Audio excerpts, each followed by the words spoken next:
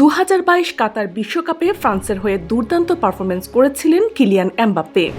সেই টুর্নামেন্টে হ্যাট্রিক করেও ফাইনালে হেরে যান মেসির আর্জেন্টিনার কাছে। তবে মাঠের বাইরে সম্প্রতি আলোচনায় এসেছেন সম্পূর্ণ ভিন্ন এক কারণে।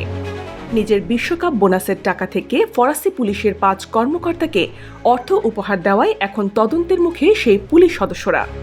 বিশ্বকাপ শেষে ফ্রান্স দলের নিরাপত্তায় নিয়োজিত 5 পুলিশ কর্মকর্তাকে মোট 1,80,300 ইউরো দেন এমবাপ্পে। 4 জন কর্মকর্তা পান 30,000 ইউরো করে, আর তাদের কমান্ডার পান সবচেয়ে বেশি 60,300 ইউরো। এমবাপ্পে দাবি করেন এটি ছিল কৃতজ্ঞতা প্রকাশের নিদর্শন এবং তিনি এই নিয়ম মেনেই উপহারটি দিয়েছেন। তবে এখানেই শুরু বিতর্ক। ফ্রান্সের অর্থনৈতিক নজরদারি সংস্থা ট্র্যাকফিন এই বড় অঙ্কের লেনদেন দেখে উদ্বেগ জানান।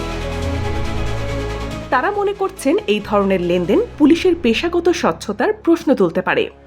এ কারণে জাতীয় পুলিশের তদন্ত সংস্থা IGPN এই 5 কর্মকর্তার বিরুদ্ধে অনানুষ্ঠানিক তদন্ত শুরু করেছে। জানা গেছে সবচেয়ে বেশি অর্থ পাওয়া কমান্ডার এমবাপ্পের খুবই ঘনিষ্ঠ। এমনকি ক্যামেরুন ও ফ্রান্সে ব্যক্তিগত সফরেও এমবাপ্পের সঙ্গে যান তিনি। তবে এমবাপ্পে স্পষ্ট করেছেন তিনি তার বিশ্বকাপ বোনাসের বড় অংশ দাতব্য প্রতিষ্ঠানে দান করেছেন এবং পুলিশের উপহারের বিষয়টিও ছিল স্বচ্ছ।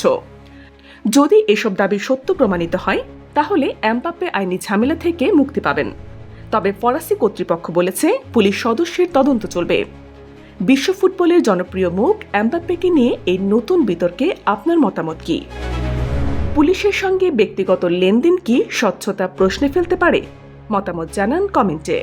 এই ধরনের আন্তর্জাতিক খেলাধুলা ও রাজনৈতিক সংবেদনশীল খবর পেতে আমাদের সঙ্গেই থাকুন। BGN TV 24, সংবাদ যেখানে, বিশ্বস্ততা সেখানে।